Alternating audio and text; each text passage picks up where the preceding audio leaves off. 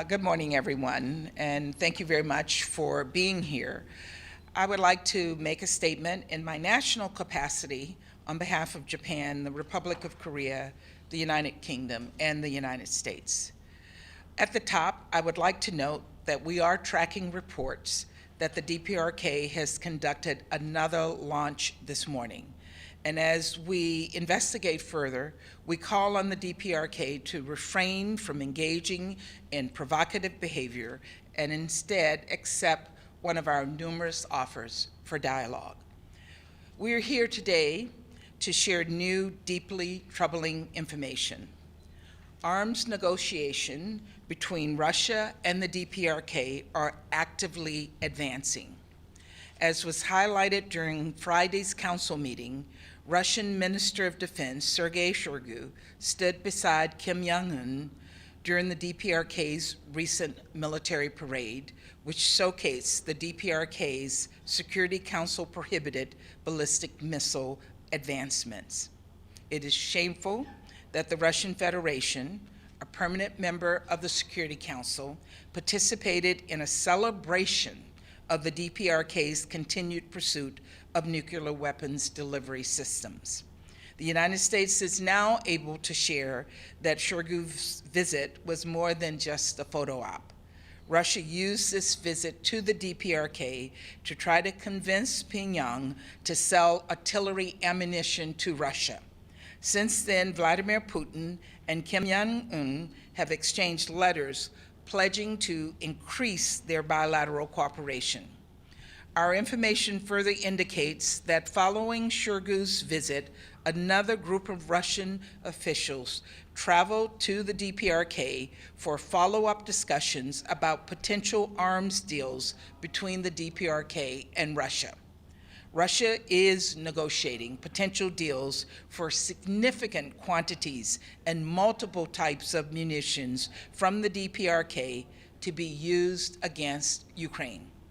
These potential deals could also include the provision of raw materials that would assist Russia's defense industrial base. In its pursuit of these weapons, Russia will violate Security Council resolutions, including resolutions Russia itself voted for. Any such arms deals would be a serious violation of resolutions the Security Council adopted unanimously after the DPRK passed nuclear tests and ballistic missile launches. Those resolutions prohibited all member states, including Russia, from procuring any arms from the DPRK. This sends the wrong message to aspiring proliferators that if you sell Russia arms, Russia will defend, even enable, your pursuit of nuclear weapons. On numerous occasions, the DPRK has publicly said it will not sell arms to Russia. We urge the DPRK to cease its arms negotiations with Russia and abide by the public commitments Pyongyang has made. This is not the first time Russia has moved to violate Security Council resolutions to pursue its illegal war against Ukraine. There is now incontrovertible evidence that Russia has procured drones from Iran in violation of another resolution it voted for, Security Council Resolution 2231. Russia has since used those drones in punishing attacks against critical infrastructure in Ukraine. And we're very disappointed the UN has not carried out its mandate to investigate and document Russia's outrageous violations. Russia's pattern of behavior, flaunting its responsibilities as a member of the Security Council, propping up proliferating regimes, is unacceptable.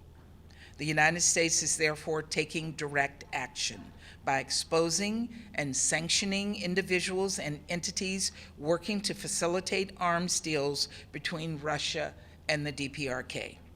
On August 16th, we designated additional entities tied to an already sanctioned evasion network attempting to support illicit DPRK Russia arms deals. We cannot and we will not stay silent as we receive more information that Russia continues to turn to rogue regimes to try to obtain weapons and equipment in order to support its brutal war of aggression. We will continue to work with allies and partners to identify, expose, and counter Russian attempts to acquire military equipment from the DPRK or any state that is prepared to support Russia's war in Ukraine. And we will keep strengthening cooperation to address the DPRK's weapons of mass destruction and ballistic missile programs. This is a pressing matter of international peace and security, and it is one that demands the Council's attention. Thank you. Thank you. Madam Ambassador, can you tell us what's happening with the votes on the UNIFIL resolution and on the Mali resolution? Both of those resolutions, we are currently working with members of the Council to conclude, and we are hoping to conclude them before their expirations.